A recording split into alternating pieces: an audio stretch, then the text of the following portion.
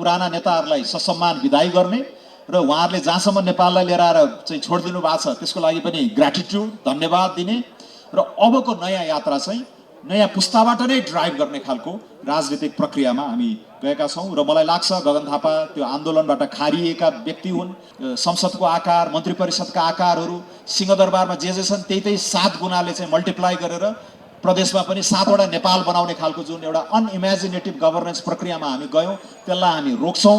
हामीले खोजेको उदार लोकतन्त्र हो। उदार लोकतन्त्रको मर्म यहाँ चाहिँ मौलिक हकको चाहिँ बेरोकटोक अभ्यास गर्न पाइयोस्, शक्ति पृथकीकरण होस्, अदालतको कामले त्यो चेक एन्ड ब्यालेन्स हैन संसदलाई चाहिँ त्यसले डिसिप्लिनमा राखोस्, कार्यपालिकालाई निरङ्कुश बन्न नदियोस्, उसले गरेका उटपट्याङ कामहरूलाई संसदले पनि लगाम लगाउन सकोस्, संसद र कार्यपालिकाले गरेको कामलाई न्यायपालिकाले पनि गर्न सकोस्, एउटा विधिको शासन होस्।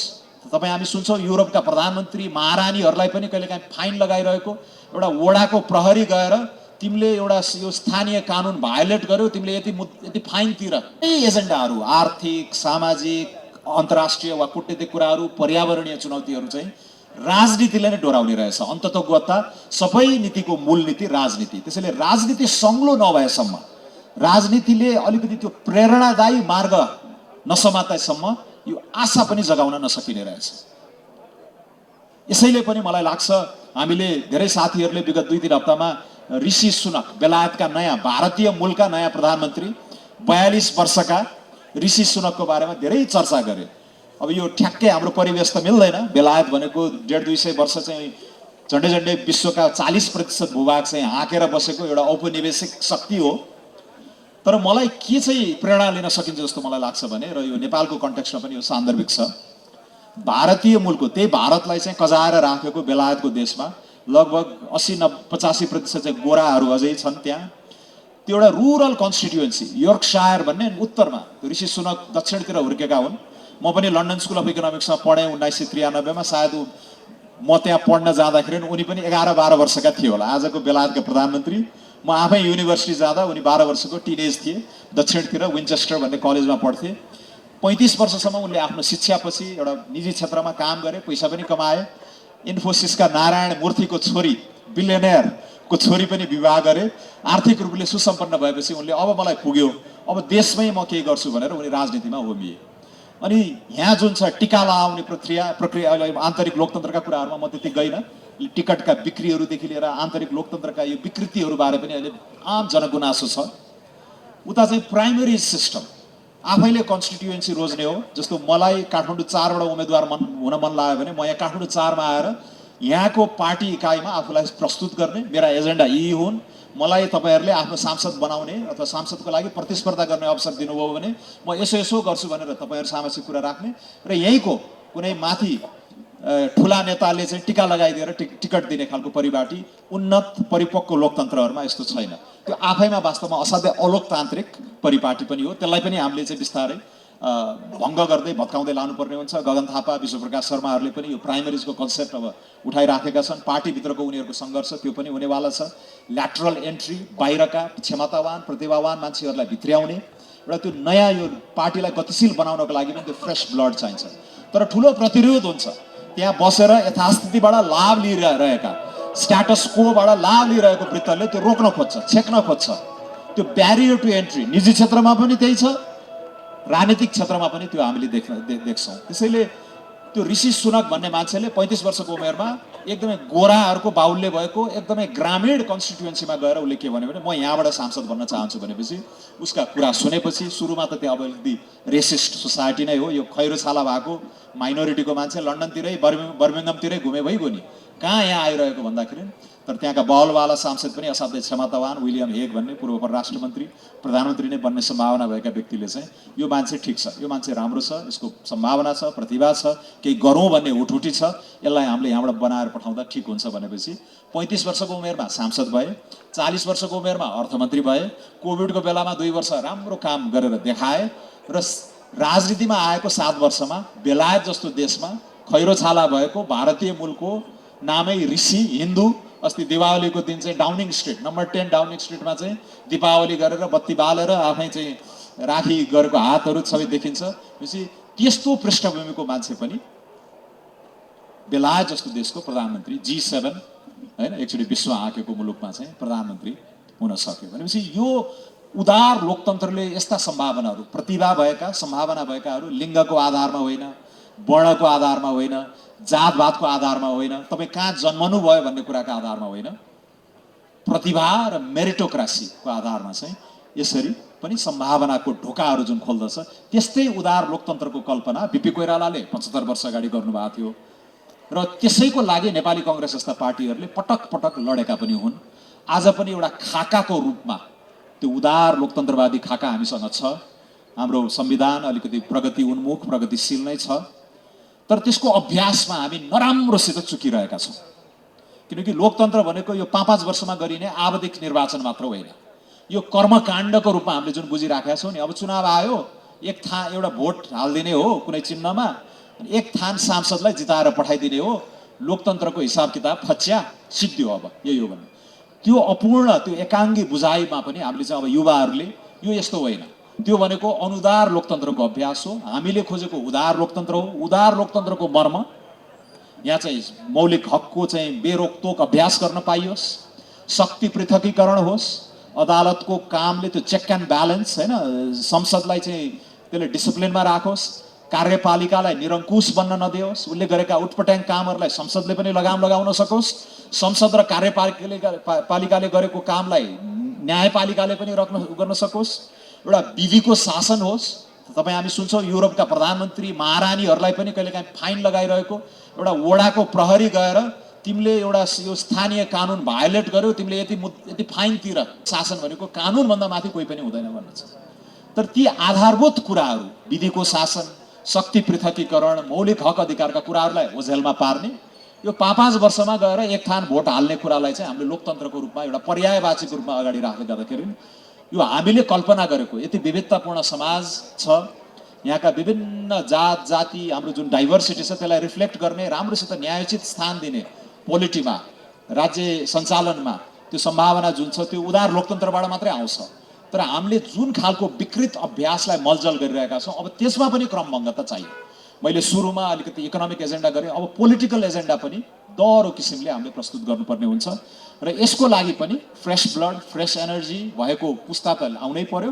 तर अहिलेसम्म निष्कलङ्क नै रहेको, कुनै विवादमा नफसेको र विवादमा फस्न हुँदैन भन्ने चेतना बलियोसित पालेको युवा पङ्क्तिहरूलाई पनि अगाडि बढाउनुपर्छ र गगन थापा, विश्वप्रकाश शर्मा, प्रदीप पौडेल जस्ता युवा नेताहरूलाई मैले त्यही फ्लेभरमा बुझ्ने गरेको छु। त्यसैले अब अघि ऋषि सुनकका उदाहरणहरू दियो, प्रतिभा भएको यो लोकतन्त्रले कसरी स्पेस दिन्छ भन्ने कुराहरू, र अहिले नेपाली कांग्रेसको घोषणापत्र सङ्कल्प पत्रमा पनि हामीले लोकतान्त्रिक पद्धतिको यी विकृतिहरूलाई इङ्गित गर्दै शुद्धिकरण भन्ने शब्द राखेका छौँ। यसलाई शुद्धिकरणमै लानुपर्छ। जुन खालको कन्स्टिट्युसनल बडिजहरूलाई क्याप्चर गरिएको छ, भ्रष्टाचार व्याप्त छ तर अख्तियार लगभग चाहिँ निष्क्रिय अवस्थामा छ। निर्वाचन आयोगकै भूमिका बारे पनि अहिले यावत प्रश्नहरू आइरहेका छन्। यी कुराहरू चाहिँ हामीले यो संस्थाहरू बलियो बनाएनौँ भने अहिलेको यो कुशासनको जुन निरन्तरता त्यो चाहिँ अगाडि बढ्दै जाने भए भएर पनि यो लोकतान्त्रिक शुद्धिकरणको अभियानमा चाहिँ हामी अब लोभिनुपर्छ र त्यो शुद्धिकरणको अभियानलाई अगाडि बढाउनको लागि त्यही खालका राजनीतिक सम्भावना भएका मानिसहरूलाई गर्छ। त्यसैले विचारको कुरा छ, यहाँ सङ्गठनका कुराहरू छन्, तर घुमिफिरी यो सबै एजेन्डालाई बोकेर अगाडि लाने व्यक्तिगत पात्रहरू पनि महत्त्वपूर्ण हुन्छ। हुन त हामी लोकतन्त्रवादीहरूले भन्छौँ कुनै एउटा व्यक्ति आएर चमत्कार गरिदिने होइन, एउटा व्यक्तिले चमत्कार गर्ने खालको अपेक्षा हामीले पाल्नु पनि हुँदैन। एउटा व्यक्ति आएर यो देशलाई कायापलट गर्छ भन्ने विश्वास राख्नु त्यो आफैमा अलोकतान्त्रिक सोचाइ पनि हो। पद्धतिको महत्त्व हुन्छ, प्रणालीको महत्त्व हुन्छ, तर एउटा कालखण्डमा नेतृत्वको असाध्यै ठुलो भूमिका रहेको कुरा हामीले अमेरिकादेखि सिङ्गापुरदेखि चीन भारतमा पनि देख्यौँ, नेपालमै पनि 17 महिना शासन गरेका बीपी कोइरालादेखि लिएर पछिल्लो चरणमा छोटो समय शासन गरेका केही उल्लेख्य नेताहरूले काम आफ्नो लेगेसीको रूपमा जुन छोडेर गएका छन् त्योबाट पनि हामीले केही प्रेरणा लिनुपर्छ। त्यसैले गगन थापा जस्ता नेताहरूलाई हामीले निर्वाचित गर्न सक्यौँ भने दुईटा कुरामा अब हामीले नयाँ ध्यान केन्द्रित गर्न सक्छ। यो 48-49 सालतिर गरेको आर्थिक रिफर्मलाई अब अध्यावधिक गरेर नयाँ ढङ्गले लाने सङ्कल्प पत्रमा हामीले लेखेका छौँ। करिब 2 दर्जन 3 दर्जन 4 दर्जन ऐनहरू खारेजै गर्ने 2 दर्जन 3 दर्जन ऐनहरू व्यापक रूपमा संशोधन गर्ने र कानुनै नबनेका नयाँ क्षेत्रहरू, यो इन्टरनेट इकोनोमीका जस्ता डिजिटलाइजेसनको एजेन्डालाई एकदम उद्वेलित पार्ने, युवाहरूलाई चाहिँ प्रेरणा दिने खालको क्षेत्रहरूमा चाहिँ नयाँ कानुन निर्माण गरेर त्यसलाई अगाडि बढाउनको लागि जुन संस्थाहरूको इन्स्टिट्युसन्सहरू बनाउने कुराहरू छन्, त्यो नयाँ एजेन्डा हो। यो ओम्निबस आर्थिक सुधारको एजेन्डा भनेर हामीले नयाँ प्रस्तुत गरेका छौँ। तर यो खालका महत्त्वाकांक्षा राख्दै गर्दाखेरि यो अहिलेकै यथास्थितिको निरन्तरतामा चाहिँ यी कुराहरू हुँदैन। अहिलेकै संरचना, अहिलेकै कर्मचारी तन्त्र, अहिलेकै जस्ता नेताहरूले चाहिँ यो एजेन्डा बोक्न सक्दैनन्। उनीहरूको प्रायोरिटी, उनीहरूको प्राथमिकता नै अलिकति फरक भएको हुनाले पनि यसपालिको निर्वाचन एउटा पर्व पनि हो। यसमा क्रमभङ्गता गरेर नयाँ खालका नेताहरूलाई खालि सांसद मात्र होइन, मन्त्री मात्र होइन, प्रधानमन्त्री नै बनाउने गरेर चाहिँ हामीले अगाडि बढाउनु पर्नेछ। त्यसैले पनि अब म अन्तमा गगन थापा एज अ व्यक्ति, मैले सङ्गठनको कुरा गरेँ, विचारहरूको कुरा गरेँ, अलिकति आर्थिक एजेन्डाका कुराहरू गरेँ। यो समन्यायिक समाज बनाउनको लागि पनि त्यो आर्थिक सामर्थ्य अलिकति दरो ढुकुटी ठुलो हुनुपर्छ भन्ने कुराहरू छन्। यसपालि हामीले कोखदेखि शोकसम्म भन्ने यो शिक्षा, स्वास्थ्य, पोषण लगायत एकीकृत सामाजिक सुरक्षाको अवधारणाहरू पनि लिएर आएका छौँ। कतिले चाहिँ यो छर्ने खालको वितरणमुखी भनेर आलोचना पनि गरे, तर त्यो अलिकति बुझाइको अपर्याप्त पनि भएको जस्तो मलाई लाग्छ। हामीले अहिले अर्थतन्त्रको आकारको अनुपातमा करिब 3-4% खर्च गरिराखेका छौँ यो सामाजिक सुरक्षाहरूमा। यसलाई करिब 6.5-7%, 8%मा लगेर क्याप गरिदिने। तर त्यो धान्न सकिने सामाजिक सुरक्षाको जन्मेदेखि मरुन्जेलसम्मको यो जीवन चक्रका जुन जोखिमपूर्ण चरणहरू छन्, त्यसमा राज्यले केही भरथेक गरिदिनुपर्छ भन्ने एउटा पुरानो समाजवादी सोच भयो। धनीलाई कर लगाएर गरिबलाई बाँड्ने भन्ने त्यो पुनर्वितरणको एजेन्डा, त्यसलाई पनि हामीले स्वीकार गरेका छौँ एउटा हदसम्म। तर यो 21औं शताब्दीमा यो गतिशील अर्थतन्त्रको परिवेशमा चाहिँ हामीले आफ्नो आम्दानीको अनुपातमा योगदान गर्ने र सामाजिक बिमा, सोसियल इन्सुरेन्सका विभिन्न बहुआयामिक जुन अवधारणाहरू छन्, त्यसलाई र यो पुरानो समाजवादी ढर्राको पुनर्वितरणलाई फ्युजन गरेर धान्न सकिने सामाजिक सुरक्षाको कोखदेखि शोकसम्म भन्ने एउटा नयाँ अवधारणा लिएर आएका छौँ र त्यसलाई कार्यान्वयन गर्न पनि एकदमै गतिशील अर्थतन्त्र चाहिन्छ। त्यसैले लोक कल्याणकारी राज्यको एउटा आकृति हामीले अर्को 5 वर्षमा देख्छौँ। अहिले जग हाल्ने हो, जगमा एउटा चाहिँ देखिने एउटा भिजिबल आर्किटेक्चर हामी बनाउँछौँ। त्यसलाई भरथेक गर्ने, त्यसलाई समर्थन गर्नको लागि एउटा डाइनामिक इकोनोमी भयो, रोजगारी सिर्जना गर्ने, राज्यलाई कर तिर्ने, कर तिरे बापत राज्यले पनि नागरिकहरूसँग एउटा दोहोरो करार, नागरिक कन्ट्र्याक्ट, एउटा सिटिजन टु स्टेट कन्ट्र्याक्टको एउटा नयाँ खालको त्यो परिभाषा पनि हामीले चाहिँ लागू गरेर नेपालमा अभ्यासमा ल्याउने त्यो आत्मविश्वास, त्यो क्षमता, त्यो अनुभवजन्य निष्कर्ष हामीले निकालिसकेका छौँ। तर त्यो सबैको लागि एउटा असल उदार शासन चाहिँ चाहिन्छ र त्यसलाई ड्राइभ गर्ने अब नयाँ नेतृत्व हो। गगन थापालाई मैले 15-16 वर्ष अगाडि देखेको हुँ। उनी आन्दोलनबाट खारिएर आएका नेता हुन्। अघि सृजनाजीले सम्झाउनु भयो हामीलाई 62-63मा त्यति बेलाको आन्दोलनको अग्रमोर्चामा रहेर के को लागि भन्दाखेरि पहिला व्यवस्था परिवर्तन गरौँ, व्यवस्था परिवर्तन गरेपछि अवस्था परिवर्तन गर्नुपर्छ जीवन स्तरलाई उकास्नको लागि।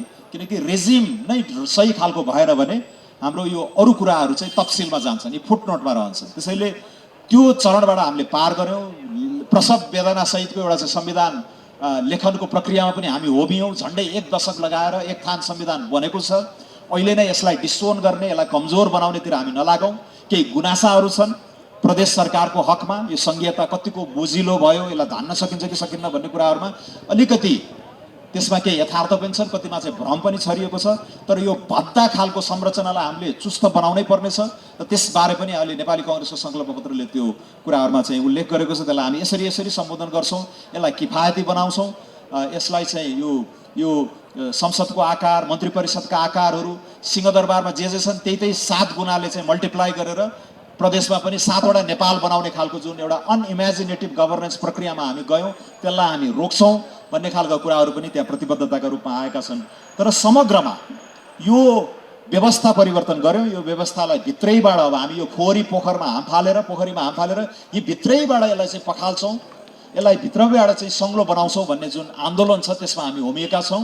र त्यसपछि चाहिँ अब अवस्था परिवर्तनको एजेन्डाको लागि नयाँ खालको पुराना नेताहरूलाई ससम्मान विदाई गर्ने र उहाँहरूले जहाँसम्म नेपाललाई लिएर आएर चाहिँ छोडिदिनु भएको छ त्यसको लागि पनि ग्र्याटिट्युड, धन्यवाद दिने र अबको नयाँ यात्रा चाहिँ नयाँ पुस्ताबाट नै ड्राइभ गर्ने खालको राजनीतिक प्रक्रियामा हामी गएका छौँ। र मलाई लाग्छ गगन थापा त्यो आन्दोलनबाट खारिएका व्यक्ति हुन्। उनलाई मैले 62-63 को टाइमदेखि नै चिनेको। पछि उनी सांसद भएपछि कृषि संसदीय उपसमितिहरू, जलस्रोत सम्बन्धी संसदीय समितिहरू, यो पार्लियामेन्टको खास काम भनेको यो कमिटीहरूमा गर्ने हो। हामीलाई के भ्रम छ भने समाचार हेर्छौँ, 1 मिनटको क्लिप आउँछ, 2 मिनटको बाइट आउँछ, ढ्याप ढ्याप ढ्याप ढ्याप ढ्याप पार्या हुन्छन्, यही रहेछ सांसदको काम जस्तो लाग्छ। तर संसदमा सबभन्दा मिहिन ढङ्गले हरेक विधेयकहरूलाई दफा दफा हरफ हरफमा चाहिँ केलाएर केरकार गरेर त्यो जवाफदेहिता, त्यो उत्तरदायित्व खोज्ने काम सांसदहरूले, यदि राम्रा सांसदहरू, असल सांसदहरूले आफ्नो धर्म निभ्याउने हो भने त्यस्ता कामहरू, ताकि राम्रा लजहरू, गुड लज एन्ड गुड इन्स्टिट्युसन्सको जगमा अनि मुलुकको एउटा समुन्नतिको यात्रा प्रारम्भ गर्ने भन्ने जुन विश्वले नै प्रमाणित गरिसकेको बनेका मुलुकहरूले गरेको देखाएको बाटो यो नै हो। र त्यो कृषिको कमिटीमा, जलस्रोतको कमिटीमा उनले गर्दाखेरिको उनको तयारी, उनले विज्ञहरूसँग सरसल्लाह लिएर कसरी नयाँ कुराहरू पस्कन सकिन्छ, अहिले भइरहेका बेफिती अडचनहरूलाई कसरी फुकाउन सकिन्छ भन्ने बारे जुन ग्राभिटीका साथ, जुन सिरियसनेसका साथ, जुन एउटा सेन्स अफ पर्पसका साथ उनले काम गर्थे, त्यसले मलाई धेरै नै प्रभावित गरेपछि हामीले एउटा लामो नेपाल बनाउन सकिन्छ, नेपाल बनाउनु पर्छ। एउटा लाइक माइन्डेड युवाहरूको कोअलिसन नै हामी बनाऊँ, लाइक माइन्डेड सुधारकहरू, लाइक माइन्डेड रिफर्मर्सहरूको एउटा ब्रड अलायन्सले नै अब चाहिँ यो देश हाँक्नुपर्छ अर्को 10-15 वर्ष भनेर हाम्रो एक किसिमको अघोषित अलायन्स पनि, कोअलिसन पनि बनेको त्यतिखेरदेखि नै हो। उनी रेडी छन्, उनी प्रिपेयर्ड छन्, उनी क्वालिफाइड छन् जस्तो मलाई लाग्छ। र यो कुरा तपाईँले उनले छोटो समय, म योजना आयोगको सदस्य उपाध्यक्ष हुँदाखेरि उनी 7 महिना मात्रै स्वास्थ्य मन्त्री भएका हुन्। यो देशलाई एउटा युनिफाइड हेल्थ सिस्टममा कसरी बाँध्न सकिन्छ भन्ने बारे यति गहिरो होमवर्क गरे। त्यसपछिका सारा नीतिगत कुराहरू त्यसैले उनले बनाइदिएको मास्टर प्लानमै हिँडिरहेका छन्। तर हाम्रो संकीर्ण राजनीतिले गर्दा कहिलेकाहीँ यो त गगन थापाले बनाएको र यसलाई अगाडि बढाउँदिन भनेर उनले ल्याएका कुराहरूलाई साबोटाज गर्ने कदमहरू पनि चालिएका छन्। जस्तो हेल्थ इन्सुरेन्सको कुरा हामीले पाइलटिङ गऱ्यौँ, अछाममा गऱ्यौँ, बागलुङमा गऱ्यौँ, इलाममा गऱ्यौँ, कैलालीमा गऱ्यौँ। त्यो बिस्तारै त्यसलाई एक्सप्यान्ड गरेर यो सानो उपचार गर्न नसक्दा पनि घर खेतमै बेच्नुपर्ने खालको जुन छ, हामीले आधुनिक समाजवाद भनेको त्यस्तो गर्न नपरोस् भन्ने अवस्थामा मुलुकलाई लाने हो। र त्यसको एउटा विधि भनेको सबै नेपालीहरूलाई, 100% नेपालीहरूलाई हेल्थ इन्सुरेन्सको एउटा नेसनल युनिफाइड खाकामा बाँध्नुपर्ने हुन्छ। तपाईँ हामी युवा छौँ, हामी प्रिमियम तिर्छौँ अहिले, तर त्यति अस्पताल जाँदैनौँ। म आफै पनि अस्पताल नगएको वर्षौँ भइसक्यो होला। कोभिड पनि छलियो, डेङ्गी पनि छलियो, त्यति अस्पताल जान पर्दैन। तर बाहिर भएको भए हेल्थ इन्सुरेन्स हरेक मासिक प्रिमियम तिर्छौँ। तर तपाईँ हाम्रै बुवा आमा वा हाम्रा नाति नातिनी छोराछोरीहरू चाहिँ अस्पताल अलिक फ्रिक्वेन्टली जानुपर्ने हुन्छ।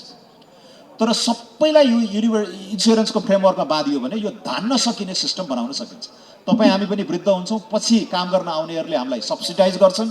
यो खालको, यो बाराक ओबामाले पनि गर्न खोजेको कुरा यही हो। म्यान्डेटरी हेल्थ इन्सुरेन्समा हामी गयौँ भने अब धेरै प्रिमियमहरू धेरै चर्को बनाउन हुन्न, त्यसलाई अब कसरी चाहिँ सस्तो बनाउने, किफायती बनाउने भन्ने कुराहरूमा हामीले होमवर्क गर्नुपर्ने हुन्छ।